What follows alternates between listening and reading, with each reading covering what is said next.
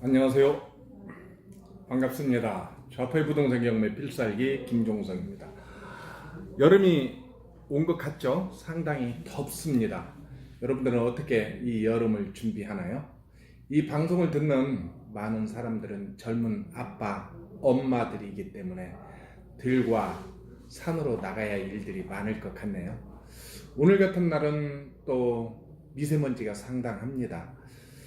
최근에 이제 막 봄이 들어설 때까지는 미세먼지가 많았다가 봄이 들어왔을 때는 날씨가 상당히 좋았는데 오늘은 미세먼지가 많네요. 그러나 저나 오늘부터 아니 어제부터 계속 이렇게 폭염이라고 하는데 우리나라 벌써 이렇게 폭염, 봄에 아직 여름이 오지도 않았는데 폭염이라니 참 한반도 기후가 많이 변한 것 같습니다. 오늘은 건물주가 평생 책임져야 하는 상가 권리금에 대한 대법원 판례가 며칠 전에 나왔습니다. 그래서 오늘 그것에 대해서 한번 이야기를 해볼까 합니다. 최근에 대법원에서는 권리금에 대한 판결을 냈는데요. 다시 말해서 2019년 5월 16일 대법원은 임대차 기간과 관계없이 건물주가 임대인들 간의 권리금을 책임질 수 있다라는 판결을 냈습니다. 이 판결을 보면서 앞으로 건물주의 사정에 의해서 임차인이 상가를 나갈 경우 적어도 임차인이 손해를 보는 권리금을 현금으로 보장해 주어야 한다는 겁니다. 원래 이제 권리금은 불법이었죠. 음성적으로 거래된 권리금이었는데 이게 2015년부터 합법화가 되었고, 근데 최근에 이 권리금에 대해서 이제 무한 책임을 임대인이 지게 된 겁니다.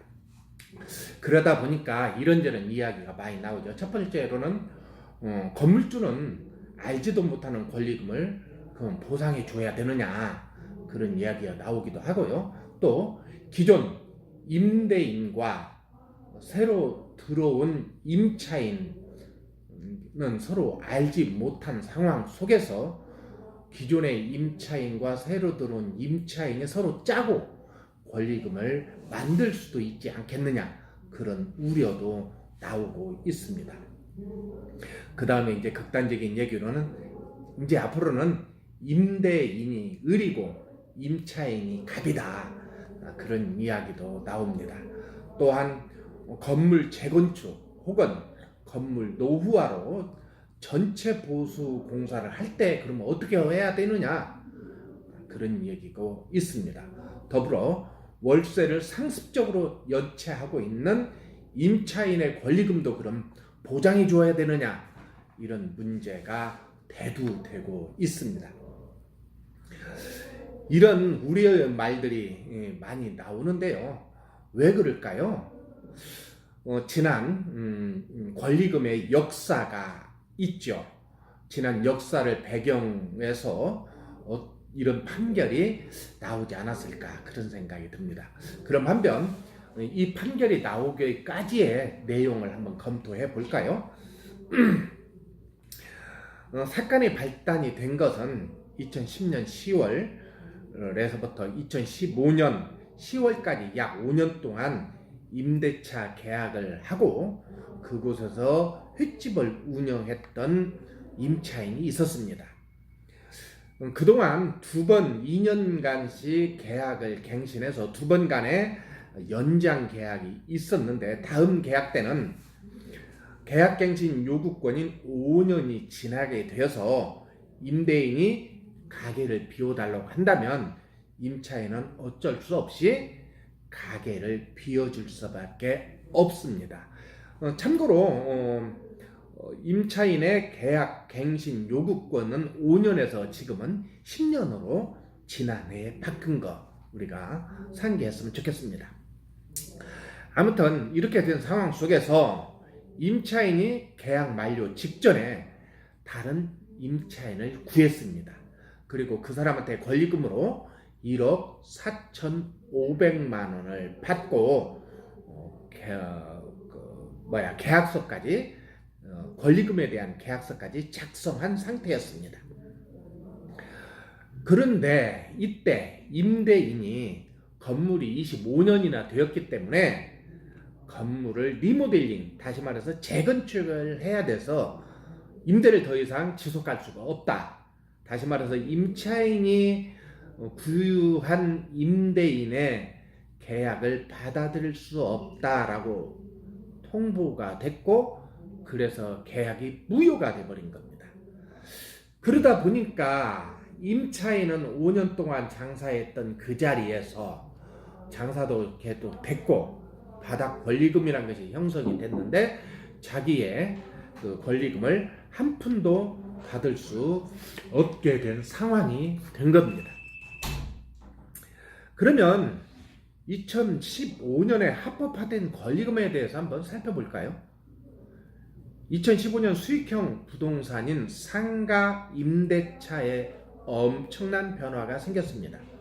이때까지는 음성적으로 거래가 되었던 상가 권리금이 2015년도에 합법화가 된 것이기 때문입니다. 상가 임대차 보호법에 임대인은 임차인의 권리금 회수를 방해하면 안 된다라는 규정이 추가되었기 때문입니다. 그래서 이 물건에서 권리금을 받지 못한 임차인이 소송을 제기한 것이죠. 이 사건의 쟁점은 이 규정이 모호함이 있기 때문입니다. 즉 위에서 살펴본 것처럼 법에서는 딱 5년까지만, 지금은 이제 10년이지만 5년까지만 건물주가 의무적으로 계약을 연장해 주어야 된다는 겁니다. 그런데 권리금에 대해서는 특별한 언급이 없는 것이 이 법의 맹점이었습니다. 즉 권리금도 5년, 지금은 10년이지만 임대기간 동안 동일하게 적용된다는 기준이 없다는 것이죠. 5년간 계약 갱신권을 보장해줬지만 권리금에 대한 것은 언급이 없었던 거예요. 그러다 보니까 일반적으로 생각해보면 5년이라는 기간의 권리금 보호, 지금은 10년에 보호된다고 한 것이 상식선에서 권리금도 똑같지 않겠느냐, 이렇게 생각을 하게 된 것이죠. 여기에 이 법에 맹점이 있는 겁니다. 즉 4년 혹은 5년 상가를 임차해서 영업을 한 후에 권리금을 회수해서 이사를 나가는 사람들이 있는 반면에 한 자리에 오랫동안 장사를 한 사람들은 권리금을 받을 수 없을 수 있게 된 거죠. 다시 말해서 지금 이제 10년이니까 10년이 지난 다음에는 계약 갱신권이 소멸되기 때문에 그 이후에는 권리금을 어떻게 주장할 수 있을까라는 문제가 있습니다. 또한 임대인이 평생 권리금을 보유해 준다면 계약갱신 요구권 5년 또는 10년 기한을 정해놓은 것이 아무 소용이 없을 수도 있기 때문입니다. 그래서 서울고등법원은 권리금 보호 기간을 임차인의 계약갱신 요구권이 소멸된 5년까지만 해석을 했습니다. 이렇게 판단한 이유는 건물주가 계약갱신을 거절할 수 없다면 건물주의 자신의 재산에 대해서 사용할 수 있는 권리와 수익을 낼 수 있는 권리를 침해할 수 있기 때문이라고 본 겁니다. 또한 이렇게 될 경우 계약 조건을 더더욱 까다롭게 임대인이 만들게 되면 결국은 임차인만 불리해지지 않겠느냐라는 게 고등법원의 판단이었습니다. 그런데 이와는 반대로 대법원은 임차인이 계약갱신 요구권을 행사할 수 없는 경우에도 건물주가 권리금 회수 기회 보호 의무를 부담해야 된다라고 이번 판결에서 판례를 만들어버린 겁니다. 즉 권리금은 오랫도록 지속되면서 무형의 가치를 5년 또는 10년 기준으로 딱 잘라 없애버릴 수 없다고 본 것입니다. 그 자리에서 올해 사업을 하다 보면, 장사를 하다 보면 단골도 생기고 또 상가 지역에 상권이 형성되고, 그래서 무형의 가치가 상승되는데 이렇게 제한하면 안 된다 하는 것이 대법원의 판례입니다. 또한 상권이 망해버리는 등 권리금의 가치가 소멸되지 않는 이상은 건물주가 이를 기한 없이 보장해 주어야 된다라고 대법원은 판단한 겁니다. 대법원은 또 법에서 재건축이 정말 시급할 때나 또는 임차인이 월세를 3개월 이상 연체할 때는 언제든지 계약 연장을 거부하도록 이해를 인정해 주었기 때문에 최소한의 영업을 보장하려는 계약갱시 요구권과 반영구적으로 존재하는 무형의 가치를 보호하는 권리금 회수 보호 조항은 그 목적이 달라 서로 충돌하는 제도가 아니라고 본 것입니다. 사실은 여기에서 문제가 나타난 거죠. 다시 말해서 대법원 판례는 그다지 건물주가 손해를 보지 않는다라고 본 것입니다.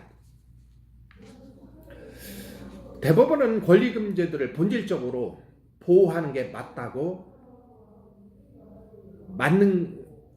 대법원은 권리금 제도를 본질적으로 보호하는 게 맞는지라는 고심을 많이 했습니다. 또 학계에서는 권리금을 평생 보호해 주는 것이 맞는가라고 논란의 여지도 많이 있습니다. 극단적으로 보면 건물이 무너지기 전까지는 건물주가 자기 건물을 임차인도 마음대로 못 고르는 셈인데, 헌법상 재산권 침해로 인한 유한 소송까지 잇따르지 않겠는가라고 학자들은 또 전망도 하고 있습니다. 이 사건은 대법원 판결이 나왔지만 아직 끝나지는 않았습니다. 왜 그러냐면 이 사건의 원고인 변호사는 파기환송심에서 상가 임대차 권리금 회수 보호 조항에 대해서 최초로 유언 심판 제정을 신청했기 때문입니다. 그렇게 되면 비록 대법원에서 판결이 났지만 사심제 성격인 파기환송심에서 어떻게 뒤집어질지는 모르겠습니다.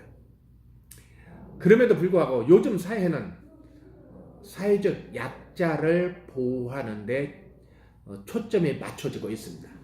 그동안 임대인은 갑이고, 그래서 갑의 횡포가 심하다고 사회적 여론이 동의를 하고 있었습니다.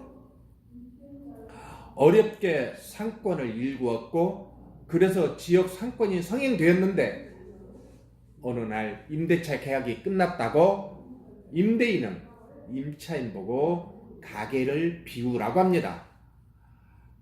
그냥 무작정 가게를 비우라고 한다면 욕을 먹을 수 있으니까 리모델링을 해야 된다든지 건물이 낡았기 때문에 그렇다든지 이런저런 이유를 통해서 상가 활성화에 한몫을 한 임차인들을 쫓아냈던 갑질이 많아서 그럴 수 있었습니다. 그러다 보니까 사회적 약자인 임차인의 권리를 상당히 보장해주는 경향이 최근의 기조입니다. 그러다 보니까 이제는 임대인이 자기 재산의 권리를 심하게 침해받을 수 있는 지경까지 이르렀습니다. 누구를 탓하겠습니까? 세상은 흐르고 돌고 돕니다.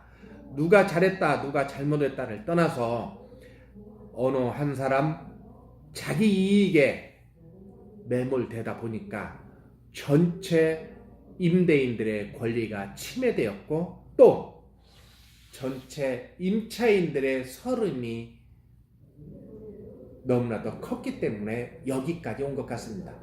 우리가 서로 상식선에서 양보하고 상식선에서 대화했다면 여기까지 오지 않았는데 우리가 서로 믿고 서로 나누었던 것들이 이제는 법으로 규정되어 가는 과정입니다.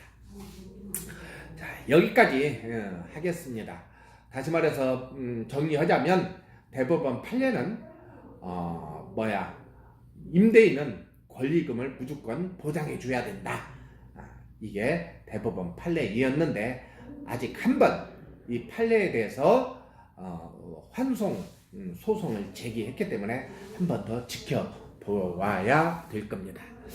카페에서는 이런저런 계획들을 가지고 있죠. 돌아오는 토요일 6월 1일 날 독립문에 있는 안산 둘레길 산책 일정을 잡고 있습니다. 가족들과 한번 나들이 한번 해보시지 않겠습니까? 그리고 이 방송을 듣는 사람들, 우리 카페에서 이런저런 활동하는 사람들과 함께 만나보면 좋을 것 같습니다. 그 다음에 두 번째로는 6월 15일 토요일입니다. 연애원 수업이 있는 날인데요. 그날 우리 카페에서 활동하고 있는 날라님, 그 다음에 아여맨님, 또수님 릴레이 기부 강의가 있습니다. 카페에 공지되어 있습니다. 다음 카페 좌포의 부동산 경매 더리치, 또 네이버 카페 부동산 경매 더리치에 들어오면 공지글이 있으니까 한번 참고해 보시기 바랍니다. 그 다음에 6월 29일이죠. 앞으로 한 달 남았는데 법인 설립과 부동산 투자에 대한 특강을 하게 됩니다. 법인은 다양한 특징들과 또 팁들이 있습니다.